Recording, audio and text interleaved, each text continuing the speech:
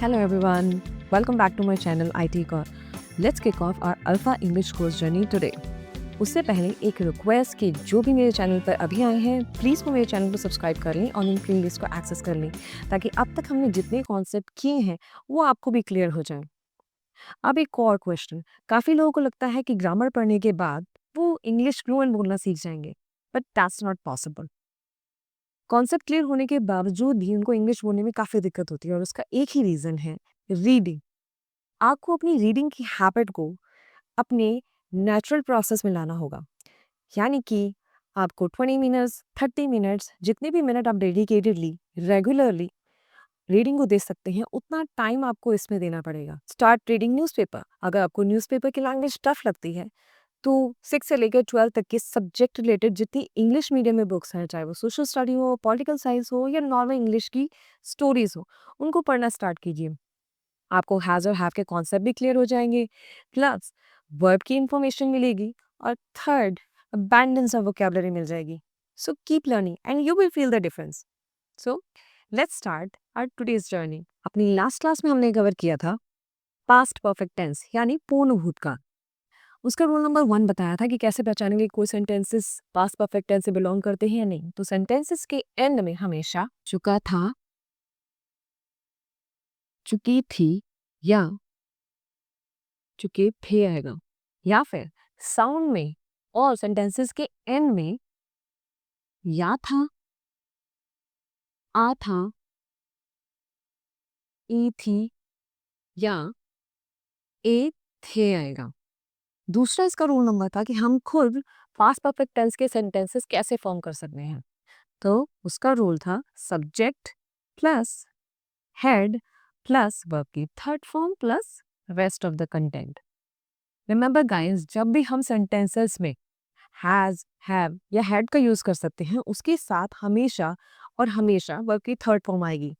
अगर हमने गलती से भी हैज हैव हैड के साथ वर्ब की फर्स्ट फॉर्म या सेकंड फॉर्म का यूज किया तो ये सेंटेंस कंप्लीटली रॉन्ग माना जाएगा। लेकिन ये चीज़ आपको प्रैक्टिस से ही आएगी। जितना ज़्यादा प्रैक्टिस करेंगे उतना ही ज़्यादा इतने कॉन्सेप्ट पर आपकी पकड़ मजबूत होती जाएगी। हिंदी में एक कहावत है, करत करत अभ्यास के जड़मति होत सुजान, रसरी आवत जाते सिल पर परत निशान। इस कंप्लीट दोहे का एक ही एसेंस है, that practice is the key to success.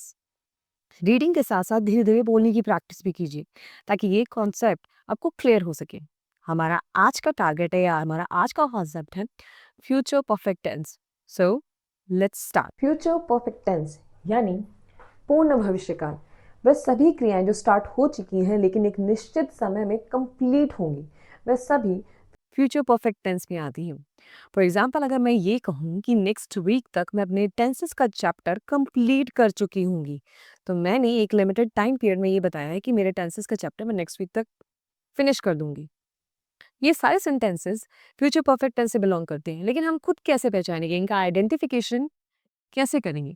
So Jin sentences की एंड में चुका होगा, चुकी होगी या चुके होंगे आता है, या फिर जिन सेंटेंसेस के एंड में या फिर साउंड में भी आ होगा, ए होंगे या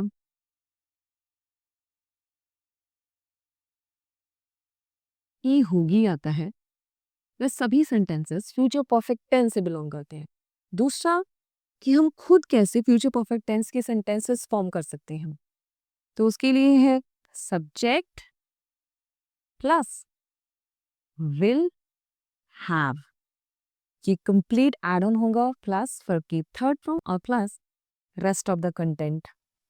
अपने क्विक रिव्यू में मैंने यही बताया था कि जब भी हम हैज़ हैव या हैड का यूज़ करते हैं सेंटेंसेस में उसके साथ हमेशा वर्ब की थर्ड फॉर्म आती है। वो सेम रूल इसमें भी फॉलो हुआ। विल हैव के साथ वर्ब की थर्ड फॉर्म आई क्योंकि यहाँ पे हैव है। डोंट वरी, कुछ एग्जाम्पल के साथ ये सारे कॉन्सेप्ट अभी क्लियर कर देते हैं। हमारा आज का पहला एग्जाम्पल है, मैंने ये किताब अगले हफ्ते तक 2 बार पढ़ ली होगी। तो बताया था सेंटेंसेस के एंड में नीचे कर चुकी होगी, ए होगी, ए हो गया आता है। तो इसको ट्रांसलेट करते हैं हम। I will have read this book twice by next week. इसमें आप देख सकते हैं आई सब्जेक्ट विल हैव हमने ऐड ऑन किया और रीड, इसमें कंफ्यूज मत होइएगा, रीड की फर्स्ट सेकेंड थर्ड तीनों फॉर्म सेम है, यानी कि रीड की फर्स्ट फॉर्म भी रीड है, सेकेंड भी रीड है और थर्ड भी रीड है। तो ये वर्क थर्ड फॉर्म ही यूज किए हमने। दिस बुक ट्वाइस यानी 2 बार, twice by next week.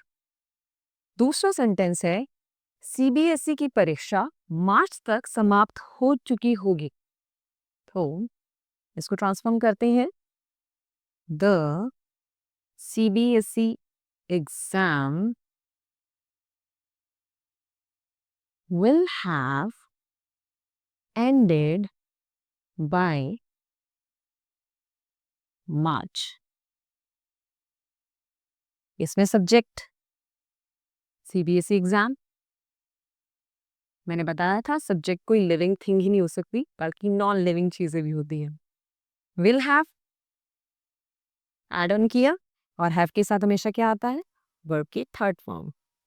First form इसकी and, second ended and third भी एंडेड ही होगी बाय मार्च। हमारा थर्ड एग्जाम्पल है अब तक वह घर पहुंच चुका होगा या पहुंच चुके होंगे। ठीक है, इसको ट्रांसफॉर्म करते हैं। They will have reached home by now. The subject will have add on किया, हैव के साथ हमेशा वर्ब की थर्ड फॉर्म और plus rest of the content अब तक यानी कि बाय नाउ। हमारा फोर्थ एग्जाम्पल, उसने खाना खा लिया होगा। She will have eaten food। इसको भी देख लेते हैं।